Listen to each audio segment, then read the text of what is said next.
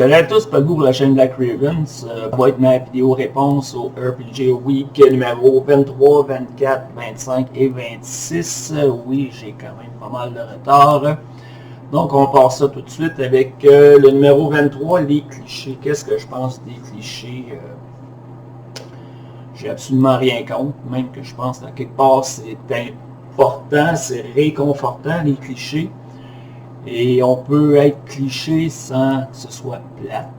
Je veux dire, tu sais, le nain bourru, semi-alcoolique. J'ai aucun problème à jouer ça. J'ai aucun problème à ce qu'un joueur joue ça pendant l'une de mes parties. S'il joue bien, je sais que ça va être plaisant, que ça va être le fun. Fait, oui, je pense que les clichés, c'est nécessaire. S'il n'y a pas de clichés, on ne reconnaît pas des gens. C'est mon impression. Je veux dire, à quelque part, qu'est-ce qui va définir la high fantasy? Ça en vient être un cliché. C'est ce qui la compose. C'est sa base, façon de parler. Donc, voilà pour le 23, cliché. Aucun problème avec ça, même que c'est parfois nécessaire quand ça devient trop flyé, trop à côté de la traque, un moment on s'y perd, puis on s'éloigne, je trouve. Fait que voilà, c'était le 23. RPG Week numéro 24, le groupe parfait. Et boy. C'est une bonne question, ça, le groupe parfait. Je pense que la question était plus posée par rapport aux conventions de jeux de rôle. J'ai jamais été maître de jeu dans une convention, donc c'est un peu difficile pour moi d'en parler, mais le groupe parfait, je veux dire, si tu es maître de jeu, on sait qu'en convention, ben, tu as un temps limité. C'est-à-dire qu'il faut que ta partie, ta session soit préparée, plus que peut-être tu le fais d'habitude. Il faut que tu saches où tu t'en vas. Tu vas peut-être avoir moins de place à l'improvisation, parce que tu veux rendre ton scénario. Je pense que les joueurs doivent s'attendre à ça aussi. Que peut-être, oui, ça va être plus dirigé, ça va être plus du railroad. Mais maintenant, pour le groupe parfait, ben, quand tu sais ce que tu vas présenter comme scénario, ça ne devrait pas être difficile de créer le groupe parfait. Je donne un exemple. Si vous faites c'est une session de médiéval fantastique, toute l'action, toute la session va se passer à l'intérieur d'une ville, ben, je vois mal pourquoi mettre un personnage prétiré qui serait un ranger. On s'éloigne du groupe parfait, là, ça serait comme, ses habiletés vont servir à rien. Puis le contraire est aussi vrai. Si tout se passe, la session se passe toujours à l'extérieur, là, tu dis, si tu mets un voleur dans le groupe, le voleur va se servir quand de ses habiletés qui font de lui un voleur, peut-être jamais.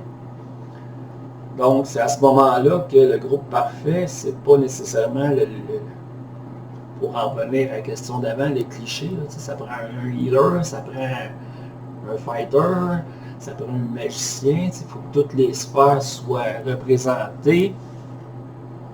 Tout dépendamment de ce que tu présentes comme session, c'est toi qui sais, ce qui va être le mieux adapté. Si ta session, c'est un donjon, puis tu sais qu'il va y avoir beaucoup de combats, mais tu n'es pas nécessairement obligé dans tes personnages prétirés de mettre un clerc, un healer, mais tu peux laisser aux joueurs, par exemple, beaucoup de potions de soins. Ce qui va, tu vas avoir dans ce cas-là peut-être plus de combattants. Je ne sais pas, un groupe parfait, ça c'est pour une convention. Personnellement, le groupe parfait, c'est le groupe, si on n'est pas en convention, ben, c'est le groupe que j'ai en avant de moi. C'est toujours une façon de parler, un groupe parfait, parce qu'en tant que maître de jeu, je vais m'adapter à ce que les joueurs ont fait. Fait il n'y a comme pas de groupe imparfait. Fait que voilà, c'était ma réponse pour le numéro 24. Numéro 25, les actual play. Personnellement, aujourd'hui, je fais partie de un actual play, c'est l'Armée des Morts, qui est maîtrisé par Christophe de la chaîne Pilule Rouge. C'est le seul que j'ai pour le moment. Qu'est-ce que je pense des actual plays? C'est correct, ça ne me dérange pas trop que ce soit enregistré, même si j'avoue que je perds un peu de naturel. C'est mon impression, parce que je sais que c'est enregistré, c'est écouté. Des fois, je me dis que si ça ne serait pas, peut-être que il y a certaines interventions que j'y tirerais peut-être un peu plus, ou peut-être qu'il y a des choses. C'est mon impression. De mes parties, moi, en tant que maître de jeu, j'ai jamais enregistré mes parties. Est-ce que ça va arriver un jour? Peut-être, mais il faut dire aussi que je ne fais pas de partie, je ne suis pas maître de jeu en ligne. Ça va peut-être arriver cette année. Je suis en train de checker ça, là. Je vais voir. Est-ce que j'en écoute? Non. Non. C'est pas que ça ne m'intéresse pas, c'est que j'ai pas le temps. C'est tout simplement ça. Il y a tellement de choses à faire, tellement de choses que je veux faire, que prendre 2 heures, 2 heures et demie pour écouter des actual plays, j'ai pas le temps. Il n'y a pas de partie intéressante. Je suis sûr que c'est très intéressant, mais à un moment donné, il faut faire des choix. Et oui. Fait que voilà, c'était ma réponse pour le numéro 25. Le numéro 26, des anecdotes de session, des bonnes anecdotes. J'avoue que je les ai pas mal toutes racontées. Si vous réécoutez mes vidéos, j'en ai parlé souvent. Une bonne anecdote dernièrement. Une shot que j'étais fier de j'étais fier de moi. J'aime ça essayer de créer. Quand je suis joueur, j'aime ça essayer de créer des scènes, pas nécessairement pour moi. Tu sais, des fois, je me dis, hey, si j'amène ça comme ça, si je fais telle intervention, ça va peut-être créer une bonne scène. Pour les autres, ça va être peut-être une scène que je vais aimer écouter. Un exemple, c'est dans l'Armée des Morts, c'est pas la dernière session, c'est l'autre d'avant, si je me rappelle bien. Christophe, il a introduit un nouveau PNJ qui s'appelle Zacharias, qui se trouve à être le frère de Tad Boringen, personnage interprété par Ratburger.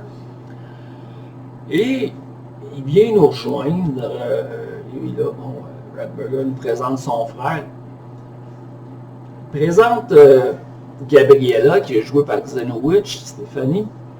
Puis, et ça allait, la bulle passe. La bulle passe et je me dis, il n'a pas dit que c'était sa sœur. C'est peut-être pas le moment, mais ça serait drôle. Il me semble que ça donnerait une bonne scène entre eux autres et Nero. Fait que moi, en tant que pas de Tad, en tant que Nero, ben je dis, ouais, Gabriella, c'est ta sœur, ça, c'est ta sœur. Tu sais. Puis je sac mon camp. Fait que voilà. Là, ben, arrangez-vous avec ça à cette heure. Fait que là, je donne la possibilité au maître de jeu de jouer une scène avec Gabriella, avec Tad et Zacharias. Et moi, je m'accote, puis j'attends. Puis je me dis, bon, ben, ça devrait être intéressant. Et fait que c'est le genre de choses que j'aime faire, que oui, puis même si je ne participe pas à la scène, mais juste se reculer, puis regarder les choses aller.